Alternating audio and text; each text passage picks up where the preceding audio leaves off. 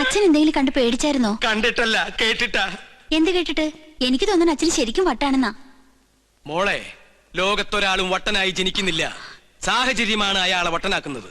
ഇത് മുഴുവട്ട് തന്നെയാ. എനിക്കിത് ആരോടെങ്കിലും പറഞ്ഞില്ലെങ്കിൽ ശരിക്കും വട്ടുപിടിക്കും. എന്നാ എന്നോട് പറ. ഞാൻ പറയും. ഇല്ല, ഞാൻ പറയില്ല. അയ്യോ അച്ഛ, എന്നോട് പറയാൻ. ഞാൻ പറയാൻ പോവാ. പൂജ ചെയ്യാൻ വന്ന ഉണ്ണികൃഷ്ണൻ. ഉണ്ണികൃഷ്ണൻ? അവൻ ഉണ്ണികൃഷ്ണനല്ല, സുലൈമാനാ. സുലൈമാൻ.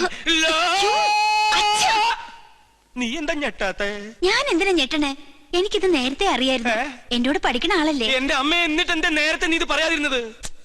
അച്ഛനല്ലേ അയാളെ ഉണ്ണികൃഷ്ണ എന്ന് പറഞ്ഞ് ഇങ്ങോട്ട് കൂട്ടിക്കൊണ്ടുവന്നത്. എന്നിട്ട് അത് അയാളല്ലെന്ന് എനിക്ക് വിളിച്ചു പറയാൻ പറ്റുമോ? പിന്നെ തൽക്കാലം അച്ഛൻ ഇതോർത്ത് ടെൻഷൻ അടിക്കണ്ട. വേറെ ആരെയും അറിയിക്കാനും പോണ്ട. അറിഞ്ഞാ പിന്നെ അച്ഛൻ ജീവനോട് ഉണ്ടാവില്ല. ഇപ്പൊ ധൈര്യമായിട്ടിരിക്കെ. അങ്ങനെ ധൈര്യമൊന്നും ഉണ്ടാക്കാൻ പറ്റില്ല മോളെ.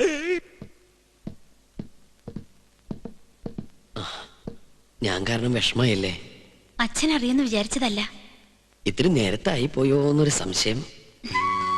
എന്നായാലും എല്ലാം അറിഞ്ഞല്ലേ പറ്റൂ. പൂജ കഴിഞ്ഞിട്ട് അറിഞ്ഞാ മതിയായിരുന്നു. എപ്പോഴായാലും എന്തും നേരിടാനുള്ള മനക്കരുത്ത് ഞാൻ കരുതിയിട്ടുണ്ട്. ഇതിനും വട്ടായോ? എന്തിനാ ഇപ്പൊ ഇങ്ങോട്ട് എഴുന്നള്ളിയേ? എന്നെ കൊന്നേ അടങ്ങൂല്ലേ? ചേട്ടാ, ഞാൻ നിനക്കൊക്കെ ഇപ്പൊ എല്ലാം കുട്ടിക്കളിയാ. പക്ഷെ തീക്കളിയാണെന്ന് ഓർത്തോ? അറിയാം. ഞാനിവിടെ തങ്ങിയത് ഈ കൊട്ടാരത്തിന്റെ അടുത്തിളക്കാനൊന്നുമില്ല. ഒരിക്കൽ പോലും ഈ കൊട്ടാരക്കെട്ടിനകത്ത് കാലുകുത്താൻ കഴിയുമെന്ന് ഞാൻ വിചാരിച്ചതല്ല. വിധി നിശ്ചയം പോലെ ഇവിടെ എത്തിപ്പെട്ടപ്പോ പിന്നെ തിരിച്ചു പോകാൻ മനസ്സ് വന്നില്ല. എന്റെ അമ്മയുടെ വീട്ടിൽ കുറച്ചു ദിവസം കഴിയാനുള്ള മോഹവും മുത്തശ്ശന്റെ സ്നേഹം പങ്കുവറ്റാനുള്ള കൊതിയോ അറിയില്ല. ചേട്ടനെ ഞാൻ ഒരുപാട് വിഷമിപ്പിച്ചു. എന്നോട് ക്ഷമിക്കണം. ഞാൻ പോവാ. കൂടുതൽ കഷ്ടപ്പെടുത്താണ്ട്. നിക്ക്. നീ ഇപ്പൊ ഇവിടെ നിന്ന് മുങ്ങിയ നിന്നെ ഇവിടെ എല്ലാവരും തിരക്കും. അതോടെ സത്യം എല്ലാവരും അറിയും. നീ ആരാണെന്ന് അറിയാതെയാണ് ഞാൻ കൂട്ടിക്കൊണ്ടുവന്നെങ്കിലും നിന്റെ ഉള്ളിലെ ആഗ്രഹങ്ങൾ ഇതാണെങ്കിൽ ഞാനായിട്ട് എതിര് നിൽക്കണില്ല. കണ്ടാൽ കൊല്ലാൻ നടക്കുന്ന രണ്ട് കുടുംബങ്ങൾ നീ മൂലം ഒരുമിക്കുകയാണെങ്കിൽ ഒരുമിക്കട്ടടാ. ഞാനുണ്ട് നിന്റെ കൂടെ.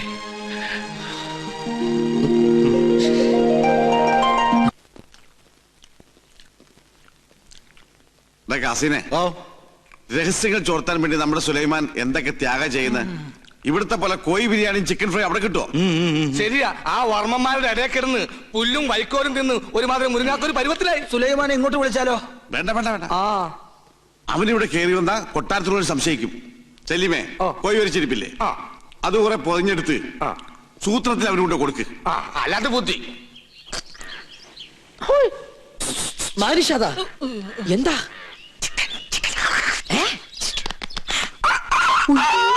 വേണ്ട വേണ്ട വേണ്ട, കൊണ്ടുപോ കൊണ്ടുപോ. എന്ത് കയ്യിലെന്തിനാ ഇത് തന്നെ?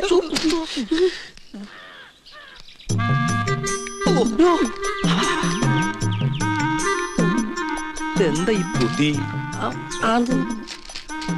ഈശ്വര, കോഴി മുറുക്കാനാ. മുറുക്കാൻ മുറുക്കാൻ ആരും എന്നെ തെറ്റിദ്ധരിക്കരുത്. മുറുക്കാൻ എന്നാ നമുക്ക് അങ്ങോട്ട് മുറുക്കനൊക്കെ പിന്നെ ഇങ്ങോട്ട് വരിക. കാര്യസ്ഥനായരെ അസലായി നിക്ക. ഊണ് കഴിഞ്ഞിട്ട് ഒന്ന് മുറുക്കണോന്ന് നിരീക്ഷിച്ചിരിക്കുകയായിരുന്നു. ഇയാളും തുടങ്ങിയോ ദുശീലം? തുടങ്ങി 2 മിനിറ്റ് മുമ്പ് തുടങ്ങി. നിക്ക, അങ്ങ് തരിക. തരില്ല. ഇങ്ങ് തരിക. പറ്റില്ല. ഇങ്ങ് തരികന്ന്. എന്നാ ശരിയാവില്ലെന്ന്. ഒരു നമ്പൂരി ചോദിച്ചാൽ നായര് കൊടുത്തിരിക്കണം, പ്രത്യേകിച്ച് മുറുക്കാൻ. ഇത് ഞാൻ തരില്ല. ഇങ്ങ് തരിക. അല്ലേ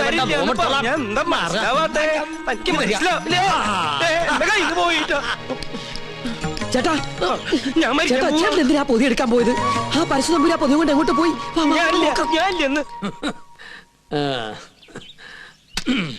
ചവയ്ക്കാൻ കൂടണോ? പിന്നെന്താ കൂടാലോ. ഒരു രസാണ് ഊണ് കഴിഞ്ഞിട്ട് ഒന്ന് ചവയ്ക്കണത്. എന്താ ഇത്? ശിവ ശിവ, എന്തായി കാണണേ? പരിശുദ്ധമ്പോലി മാംസം ഭക്ഷിക്കുക. നമ്മുടെ കോഴിയല്ല, കോഴി അയ്യോ, പുണ്യാർമ്മം നടക്കുന്ന കൊട്ടാരത്തിനകത്ത് വെച്ചിട്ട് പൂജാരി കോഴിയെ ഭക്ഷിക്കാന്ന് വെച്ചാൽ അസംബന്ധം പറയണോ? ഒന്നും പറയണ്ട. കുറ്റം ചെയ്തിട്ട് അന്യന്റെ തലയിൽ കെട്ടിവെക്കുന്നോ? മാർത്താണ്ട, ഇയാളെ പിടിച്ച് പുറത്താക്ക്. തമ്പുരാനെ തമ്പുരാനെ പട്ടീനെ വിളിക്കാൻ ശ്രമിക്കാ. മാർത്താണ്ട, ഇനി ഇയാൾ അകത്ത് കയറിയത് മുട്ടുകാരെ തല്ലി ഒടിച്ചേക്ക്. ശവം മേത്തോടാണ് കൊണ്ടുപോവാ. ഉണ്ണികൃഷ്ണ, പുണ്യാഹം തെളിച്ച് ശുദ്ധാക്കുക. ആയിക്കോട്ടെ. ചിക്കൻ ഫ്രൈ എങ്ങനെ ഇവിടെ വന്നെന്ന് എനിക്ക് മനസ്സിലായി. ഏത് ഫ്രൈ? വെറുതെ ആ പാവത്തിന് തല്ലു വിളിച്ചില്ലേ? ഇതൊന്നും ഈശ്വരൻ പൊറുക്കില്ല കേട്ടോ. പാവോ അയാളാ. ഈ കൊട്ടാരം എങ്ങനെ കുളം തോണ്ടാന്ന് ഗവേഷണം നടത്തിക്കൊണ്ടിരിക്കുകയാണ്. അതുകൊണ്ട് ഇക്കാര്യത്തിലെ ഒരു ഈശ്വര കോപവും എനിക്കുണ്ടാവില്ല. ആ, ഞാനിന്ന് പോവാ. എങ്ങോട്ട്? ഓഹോ, അപ്പൊ പൂജാരി ക്ലാസ് ഒക്കെ മറന്നോ? ഇന്നത്തോടെ അവധി തീരല്ലേ? ആണോ? കയ്യിൽ വാച്ചിലെത്തോണ്ട് ഞാനത് അറിഞ്ഞില്ല. തമാശ പറഞ്ഞ് നിന്നാ മതി. അത് ഞാൻ ഈ ടെൻഡർ എടുത്ത പൂജ ചെയ്തോണ്ട് എനിക്കിങ്ങനെ ഇട്ടിട്ട് വരാൻ പറ്റുമോ? ഒരു സിൻസിയർ വർക്ക് ആയതുകൊണ്ട് ശുക്ലാമൃതം സ്വാഹം. അവര് ഞാൻ പറഞ്ഞത് കേട്ട് കാണോ? ഏയ്, കേട്ട് കാണാൻ വഴിയില്ല. അപ്പൊ സാറ്റർഡേ കാണാം. കേട്ടിട്ടില്ലെങ്കിൽ കാണാം. അമ്മേ വിജയ് ബാബു.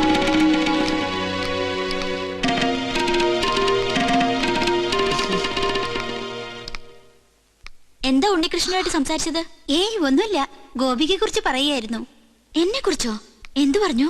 പൂജയ്ക്ക് ഫലം ഉണ്ടാകുമെന്നും ഗോപിക തമ്പുരാട്ടിക്ക് ഇഷ്ടപ്പെടുന്ന രാജകുമാരനെ ഉടനെ കണ്ടെത്താൻ കഴിയുന്നു. ഉണ്ണികൃഷ്ണൻ പറഞ്ഞത് നേരാ. എനിക്ക് അപ്പൊ പൂജയ്ക്ക് ഫലം ഉണ്ടായെന്ന് പറയണേ? ആരാ രാജകുമാരൻ? ഏത് കൊട്ടാരത്തിലെയാ? അതൊന്നും നീ പറയണ്ട. പിന്നെ നീ വിഷമിക്കണ്ട.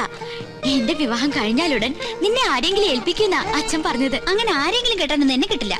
അതെന്താ? നീ ആരെങ്കിലും കണ്ടുവച്ചിട്ടുണ്ടോ? പക്ഷെ ഒരു ചിന്ന പ്രോബ്ലം. കക്ഷി മറ്റൊരു ജാതിയാ. എന്താ ലക്ഷ്മി നീ പറയണേ? ഹരിതാത്തൊന്നും ചിന്തിക്കാനേ പാടില്ല കേട്ടോ. അവസാനം മാളവിക തമ്പുരാട്ടിയുടെ അനുഭവമായിരിക്കും ഉണ്ടാവുക. അവർക്ക് എന്താ സംഭവിച്ചേ? സുഖമായിട്ട് ജീവിക്കുന്നവര്. പിന്നെ തമ്പ്രാക്കന്മാരുടെ വൈരാഗ്യം അതൊന്നും കാര്യാക്കല്ലെന്നേ. ഞാൻ കണ്ടുവച്ചിട്ടുള്ള ആള് ശുദ്ധ ബ്രാഹ്മണ. അല്ലാതെ നിന്നെ പോലെ പരദേശം നോക്കി പോയില്ല ഞാൻ. ആദ്യം മുത്തശ്ശനോട് വിവരം പറയും. എല്ലാവർക്കും സമ്മതമാണെങ്കിൽ പ്രൊസീഡ് ചെയ്യും.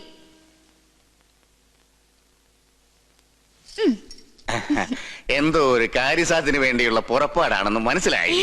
അങ്ങനൊന്നുമില്ല മോളെ. പൊടിക്കുഞ്ഞായ നിന്നെ ആദ്യമായി ഏറ്റുവാങ്ങിയത് ഈ കൈകളിലാ.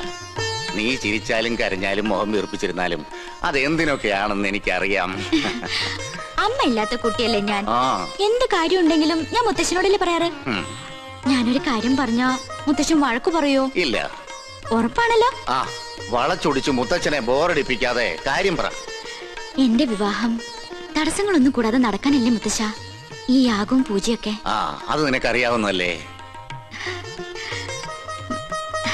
പൂജയുടെ ഫലസിദ്ധി കൊണ്ടോ ദൈവനിശ്ചയം കൊണ്ടോ എന്തോ എനിക്കൊരാളെ ഇഷ്ടമായി. ആദ്യമായിട്ട് മുത്തശ്ശനോടാ പറയണേ.